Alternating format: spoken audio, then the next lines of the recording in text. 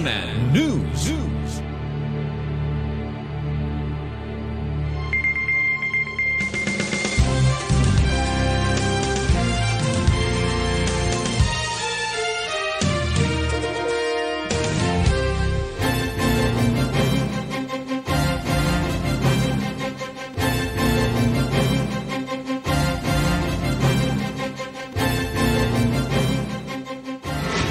CNN Live Nationwide. Magandang umaga, Ariel. Mayunaga, Pilipinas. Matagumpay na nadismantel ng pinagsanib ng puwersa ng Cauayan Municipal Police Station at PIDEA Masbate Provincial Office ang isang aktibong drug den at naaresto ang 4 na high-value individuals sa isinagawang high-impact operation bandang alas 11:55 ng umaga nitong November 15, 2025 sa isang resto bar sa barangay Mahayahay, Cauayan, Masbate.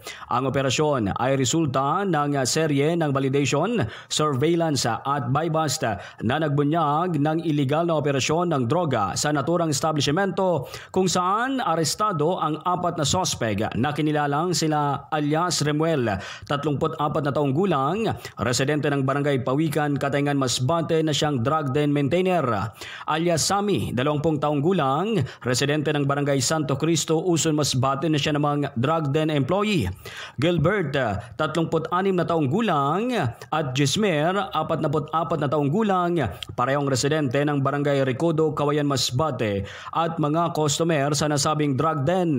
Lahat ng sospek ay kinilala bilang high-value individuals na nahuli sa aktong pagbebenta at paggamit ng iligal na droga. Nakarecover ang mga operatiba ng tinatayang 8 gramong hinihinalaang iligal na droga na may halagang 54,400 pesos kasama ang iba't ibang drug paraphernalia na karaniwang ginagamit sa operasyon ng drug den. Ang mga sospek naman at ebidensya na nakumpiska ay nasa kustodiya na ng Cauayan Municipal Police Station para sa kaukulang dokumentasyon.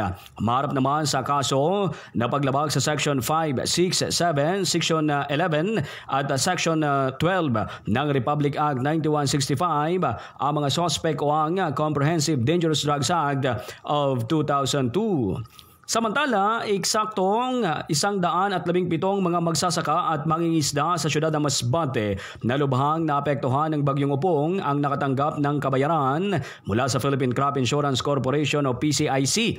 Ayon sa Masbate City Information Office, isinagawa sa City Hall Compound ang pamamahagi ng tseke na nagkakahalaga ng 2,000 piso hanggang 18,000 piso bawat claimant, depende sa pinsala ng mga pananim, niyugan at pangisdaan. Paliwanag ni PCIC Masbate Field Unit Team Leader Reggie Caballero, ang mga unang nabigyan ng kabayaran ay mga magsasaka at mangingisda na rehistrado sa PCIC. Ayon naman kay Engineer Ken Reynard Muñoz ng City Agriculture Office, ang mga nabayaran ng PCIC ay unang batch pa lamang ng mga na-assess at na-validate na mga biktima ng bagyo mula sa coastal at upland barangays. Labis naman ang pasasalamat ng mga benepisyaryo sa natanggap na kabayaran mula sa PCIC. Mula dito sa DZIM Spirit FM ang CMN Masbate, Alvin Floresta, nagulat live para sa CMN Pilipinas, lakas ng katotohanan. CNN Live Nationwide. CNN, the spirit of the Philippines.